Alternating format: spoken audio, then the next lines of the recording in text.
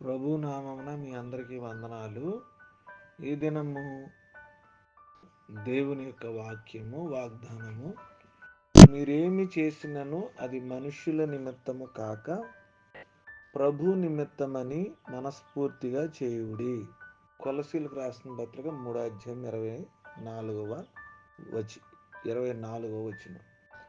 క్రీస్తునందు దేవుని బిడ్డలారా, ఈ దినాల్లో చాలామంది కొన్నిసార్లు తమకు గౌరవమును ప్రాధాన్యత ఇవ్వవలనని కోరుకుందురు మనుషులు చాలామంది. అయితే తమ ప్రాధాన్యత లేనప్పుడు వారు వెనకంజ వేస్తారు. కానీ మనము దేవుని ఎరిగి ఉన్నవారము కాబట్టి మనము ఏది చేసినను కూడా మనుషుల నిమిత్తము కాక, అంటే ఆ మనిషి మనల్ని గౌరవిస్తున్నాడు, ఆ మనిషి మనల్ని పట్టించుకుంటున్నాడు, ఆ మనిషి తిరిగి మనకు సహాయం చేస్తాడు అనే ఉద్దేశం కాకుండా, ఆ మనిషి వలన మనకు ప్రయోజనం ఉన్నను ప్రయోజనం లేకపోయినా దాని గురించి మనం ఆలోచించకుండా ప్రభు నిమిత్తము, అంటే దేవుని నిమిత్తం ఈ లోకంలో ప్రతి మనిషి కూడా పనిచేయాలని దేవుని యొక్క వాక్యం మనకు చాలా స్పష్టంగా తెలియజేస్తుంది. చాలామంది మనం ఎలాంటి స్వభావాన్ని కలిగి ఉంటామంటే, ఒక వ్యక్తి మనకు సహాయం చేస్తేనే, ఒక వ్యక్తి మనల్ని ప్రేమిస్తేనే, ఒక వ్యక్తి మనల్ని గౌరవిస్తేనే, ఒక వ్యక్తి మనల్ని పొగిడితేనో లేకపోతే పట్టించుకుంటేనే, ఒక వ్యక్తి మనతో సంబంధం కలిగి ఉంటేనే తిరిగి మనం ఆ వ్యక్తికి చేస్తాం, ఆ వ్యక్తి మనస్తత్వాన్ని బట్టి. కానీ దేవునికి వాక్యం మనతో ఏం సెలవిస్తుందంటే, ఆ వ్యక్తులతో మనకు సంబంధం లేదు, ఏ వ్యక్తితో కూడా నీకు సంబంధం లేదు.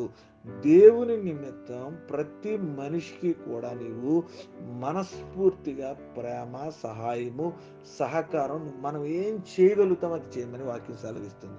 ఈ దినం నుంచి దేవుని బిడ్డలారా, మనుషుల నిమిత్తము కాక ప్రభు నిమిత్తం మనుషులను ప్రేమిస్తూ సహకరిస్తూ దేవుని పనుల ముందు కొనసాగిస్తూ దేవుని చిత్తాన్ని చేద్దాం. కొద్ది మాటలు దేవుడు మన ఫలించి ఆశీర్వదించును గాక.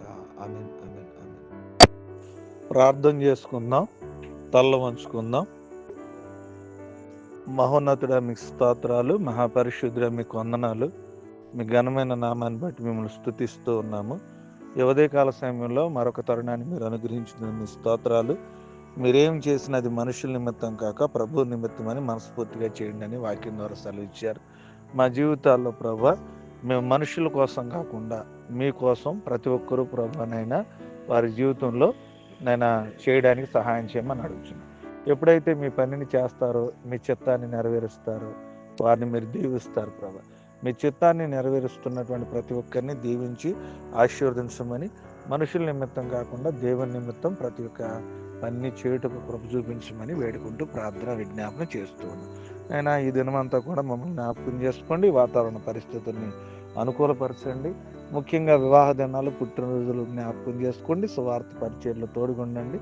పిల్లలు ముఖ్యంగా నైనా మరి స్కూల్స్, కాలేజీస్, హాస్టల్స్ నేను వెళ్ళబోతున్నప్పుడు మీరు జ్ఞాపకం చేసుకోండి.